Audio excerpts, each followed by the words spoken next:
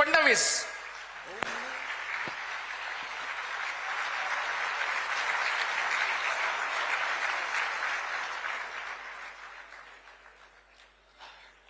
सबको नमस्कार। बीजीएस के इस राष्ट्रीय अधिवेशन में मंच पर उपस्थित मेरे सहयोगी चंद्रकांत दादा पाटिल, हमारे जिन्होंने बीजीएस से मुझे इंट्रोड्यूस किया, ऐसे हमारे शांति भाव मुथा जी, हम सभी के लाडले अभिनेता,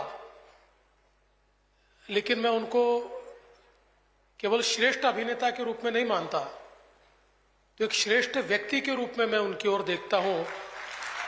ऐसे मेरे मित्र श्री आमिर खान जी और पानी फाउंडेशन में उनके साथ काम करने वाले हमारे भाई सत्या जी, मंच पर उपस्थित आदरणीय वल्लभ भंसाली जी, मेरे सहयोगी प्रशांत बम्ब जी, माधुरी मिसाल, राजेश मेहता जी, राजेश जैन जी, नरेंद्र जैन जी, कनन मोदगलिया जी, प्रफुल्ल पारक जी, राजेंद्र लुणकर जी, नंदकिशोर सांखला जी, हमारे विधानसभा के सहयोगी भीमराव अण्णा तापकीर, सुनील जी कांबळे, योगेश जी टिळेकर, परिणय जी फुके, मंच पर उपस्थित श्री बाबा मिसाल जी, राहुल शिवाळे जी, प्रवीण चोरबले जी, सभी मंचासीन महानुभाव और यहां पर उपस्थित सभी बहनों और भाइयों, सबसे पहले पूरे भारत से यहां पर पधारे हुए भारतीय जैन संगठन के सभी पदाधिकारियों का, सदस्यों का महाराष्ट्र की इस धरती पर मैं बहुत बहुत स्वागत करता हूं, अभिनंदन करता हूं। मुझे बहुत खुशी है कि इस साल ये राष्ट्रीय अधिवेशन भारत की सांस्कृतिक राजधानी पुणे में हो रहा है और मैं अपेक्षा करता हूं कि पुणे ने आप सभी का बहुत अच्छा स्वागत किया होगा। वैसे भी हमारे शांति भाव जहां होते हैं वो मैनेजमेंट गुरु है, तो उनका मैनेजमेंट तो अच्छा ही होता है, तो निश्चित रूप से ये कार्यक्रम भी बहुत अच्छे तरीके से संपन्न हुआ होगा। मैं हमेशा जब हमारे जैन समाज के कार्यक्रम में जाता हूं तो मैं इसलिए खुश होता हूं और मैं हमेशा कहता हूं कि ये केवल एक समाज का कार्यक्रम नहीं है, ये भारत के जीडीपी का कार्यक्रम है।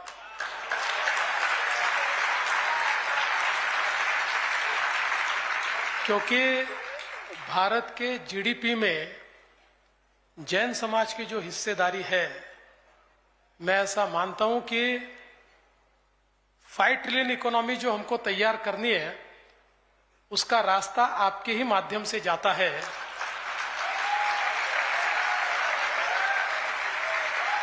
लेकिन इसमें सबसे महत्व की बात यह है कि जो भगवान महावीर जी ने जो हमें तत्व दिए, हमारे जो तीर्थंकरों ने हमको तत्व दिए, उन तत्वों में सिर्फ लेना नहीं है, उसमें लेने से ज्यादा देना है। और जैनों ने इस तत्व को हमेशा एक प्रकार से कार्यान्वित किया है और इसलिए हमारा जैन समाज जितना कमाता है उससे ज्यादा देना जानता है और इसलिए देने वालों में हमारे जैन समाज का नाम आता है। और भारतीय जन संगठन का कार्य जब मैंने बहुत करीब से देखा, हमारे शांति भाव यहां पर है और निस्वार्थ सेवा जिसको हम कह सकते हैं।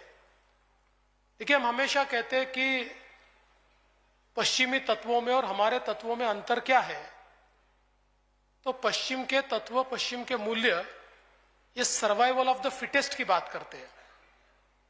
जो फिट होगा वो सर्वाइव करेगा, जिसमें ताकत होगी वो जिएगा।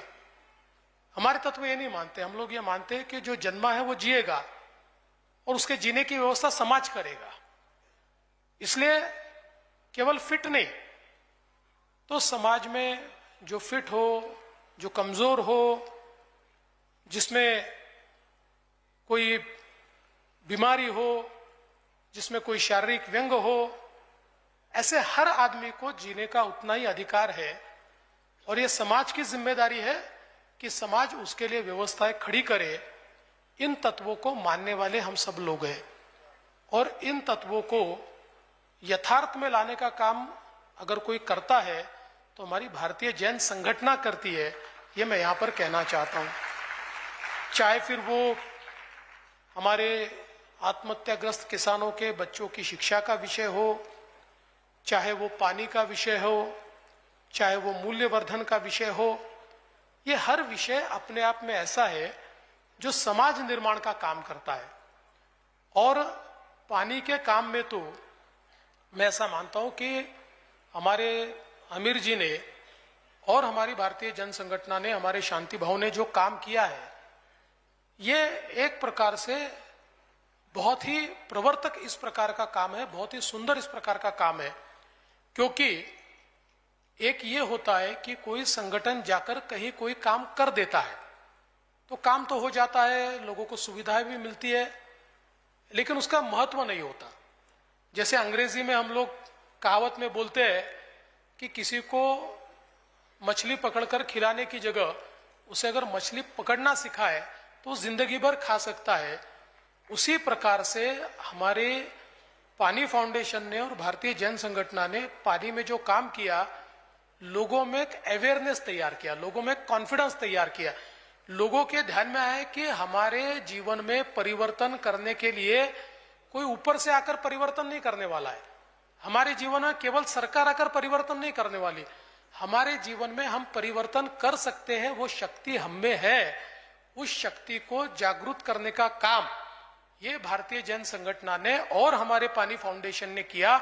इसलिए आज गांव में जब हम लोग जाते हैं तो गांव का बच्चा भी जब हमको वाटर साइंस पढ़ाता है, पानी के बारे में बताता है, तो मैं ऐसा मानता हूं कि जिस गांव में इस प्रकार से पानी के बारे में अवेयरनेस तैयार होता है, वो गांव कभी अकाल की ओर जा ही नहीं सकता। वो गांव हमेशा पानी से युक्त और एक प्रकार से सुजलाम सुफलाम रहता है। और ऐसे हजारों गांवों में लोगों का कॉन्फिडेंस खड़ा करने का काम ये आज भारतीय जैन संगठना ने यहां पर किया है, हमारे पानी फाउंडेशन के माध्यम से आमिर जी ने यहां पर किया है। और हमेशा ये लोग इस कार्य में उसका श्रेय मुझे देते हैं। मेरा अगर कोई श्रेय होगा तो मैंने अपना नारा लगाया, आप आगे बढ़ो हम आपके साथ हैं, इतना ही मेरा श्रेय है। जमीन पर उतरकर इन्होंने काम किया, बाकी हम तो कार्यकर्ता जैसे नारे लगा रहते हैं, आप आगे बढ़ो हम साथ हैं। तो इसमें मेरा तो कोई बहुत श्रेय नहीं है। हाँ, इतना मैं जरूर कह सकता हूं कि मुझे यह ध्यान में आया कि अगर किसानों की आत्महत्या समाप्त करनी है तो जब तक हम लोग पानी की समस्या को हल नहीं करेंगे, जो महाराष्ट्र 50% से ज्यादा अवर्षण प्रवण है, 50% से ज्यादा महाराष्ट्र ये हमेशा अकाल में रहने वाला महाराष्ट्र है। इसमें वाटर कंजर्वेशन ये एक ही चीज है कि जो महाराष्ट्र को इस बीमारी से बाहर निकाल सकती है। और इसलिए इस मूवमेंट को हमने आगे बढ़ाया और मुझे बहुत खुशी है 2020 में केंद्र सरकार ने पूरे भारत का एक वाटर टेबल का रिपोर्ट जारी किया। और उस रिपोर्ट में देश में बड़ी अलार्मिंग सिचुएशन थी, देश के सारे राज्यों में वाटर टेबल नीचे गया था और महाराष्ट्र केवल एक अकेला ऐसा राज्य था जिसमें वाटर टेबल ऊपर आया था। और मैं ऐसा मानता हूं कि इसका श्रेय बीजीएस और पानी फाउंडेशन जैसी हमारी संस्था है, या नाम फाउंडेशन जो हमारे नाना पाटेकर जी उनकी है, मकरंद की, ऐसे लोगों ने जो एक प्रकार से लोगों में अवेयरनेस लाया। और सबसे महत्व की बात है कि उसमें कंपटीशन भी आमिर जी ने शुरू की, कि जिस कंपटीशन के कारण लोगों के मन में एक भाव आया कि नहीं मुझे जीतना है, और पानी के चैंपियंस तैयार हुए। तो मुझे लगता है कि यह बहुत महत्वपूर्ण कार्य है। और साथ साथ जो मूल्यवर्धन का कार्य, देखिए हम शिक्षा दे रहे हैं, लेकिन शिक्षा के साथ साथ क्या हम मूल्य दे पा रहे हैं? शिक्षा में तो हम लोग आगे बढ़ रहे हैं। आज परसेंटेज ऐसा है कि कभी कभी तो आश्चर्य होता है, किसी भी तीसरे आदमी को पूछ लो, बोलता है 99% मिले। भी ये 99% कहां से लाते, इतने होशियार बच्चे आजकल हो गए, तो बड़ा आश्चर्य लगता है। लेकिन 99% महत्व का नहीं है। क्या उसमें ज्ञान का रोपण हुआ, क्या उसमें मूल्यों का रोपण हुआ, क्या वो समझता है कि हमारे मूल्य क्या है, हमारा दर्शन क्या है, हमारे संवैधानिक मूल्य क्या है। ये अगर नहीं समझता है तो 99% काम के नहीं है, क्योंकि हम फिर एक ऐसे आत्म केंद्रित पीढ़ी तैयार करेंगे जो केवल खुद का विचार करेगी, जो समाज का विचार नहीं करेगी, जो राष्ट्र का विचार नहीं करेगी। आज व्यक्ति अगर बड़ा होता है तो समाज में कोई ना कोई उस व्यक्ति के लिए व्यवस्थाएं खड़ी करता है, कभी सरकार करती है, कभी समाज करता है। आज इतनी स्कूलें चलती है तो ये स्कूलें समाज खड़ी करता है, आज इतने हॉस्पिटल चलते हैं तो समाज उसको खड़ा करता है, आज इतने व्यवसाय चलते हैं समाज उसको खड़ा करता है, उसमें से व्यक्ति खड़ा होता है। तो ऐसे व्यक्ति के मन में यह भाव होना ही चाहिए कि मुझे समाज ने दिया है तो मुझे कुछ न कुछ तो समाज को वापस करना चाहिए।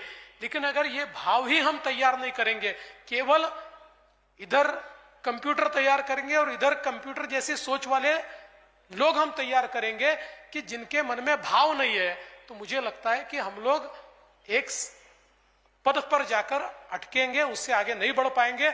इसलिए व्यक्ति में वो भाव होना भी बहुत जरूरी है। आर्टिफिशियल इंटेलिजेंस तो आवश्यक है ही, लेकिन उसके साथ साथ जो एक ह्यूमन इंटेलिजेंस है, उसके साथ साथ जो एक ऑर्गेनिक इंटेलिजेंस है, ये भी बहुत महत्वपूर्ण है। वो अगर खो गया तो आर्टिफिशियल इंटेलिजेंस किसी काम का नहीं है। ये समझकर हम लोगों को मूल्यों का रोपण करना पड़ेगा।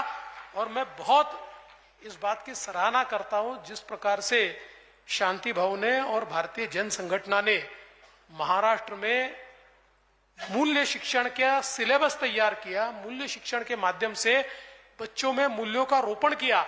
और इसका परिणाम हमने देखा कि हमारे महाराष्ट्र की, आप हम लोग तो जानते हैं, सरकारी स्कूलों से बच्चे बाहर जाते हैं, प्राइवेट स्कूलों में जाते हैं। सरकारी स्कूलों में लोगों को ऐसा लगता है कि यहाँ अच्छी पढ़ाई नहीं होती, लेकिन महाराष्ट्र इसमें अपवाद बना और प्राइवेट स्कूलों से लाखों बच्चे महाराष्ट्र के सरकारी स्कूलों में वापिस आए, क्योंकि माँ बाप के भी ध्यान में यह आया कि हमारे बच्चों को शिक्षा के साथ साथ यहाँ ज्ञान भी मिलता है, मूल्य भी मिलते हैं।